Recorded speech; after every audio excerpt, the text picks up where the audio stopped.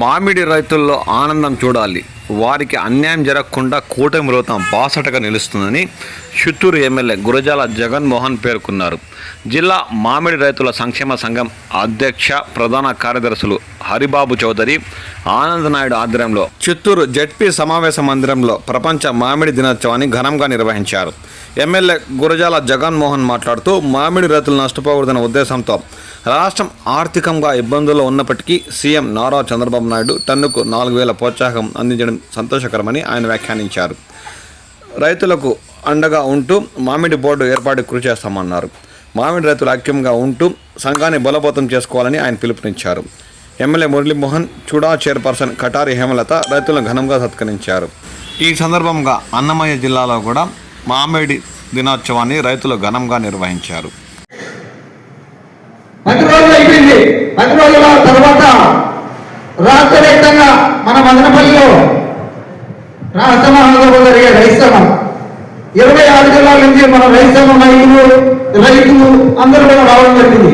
Last రోజు బహిరంగ meeting పెట్టి ప్రెస్ మీట్ పెట్టి దీనిపైన గట్టిగా చెప్పడం జరిగింది. మన నాయకులు, రాష్ట్ర నాయకుల గారి నుంచి జిల్లా స్థాయి వరకు.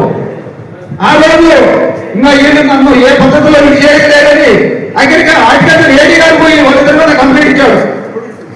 వాళ్ళిద్దరి మీద కంప్లైంట్ ఇస్తే వాళ్ళిద్దరూ తెలివిగా ఏం చేశారు, నర్సరీ యజమానులు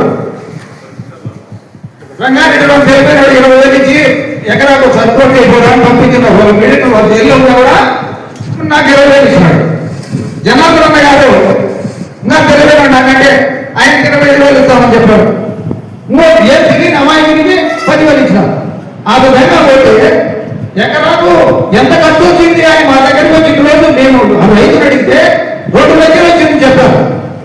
వాళ్ళు 10,000 15,000 ఏ విధంగా మనకు అది తీర్చాలి అనే ఆలోచన లేకుండా వాళ్ళు చదవలు అయిపోయారు.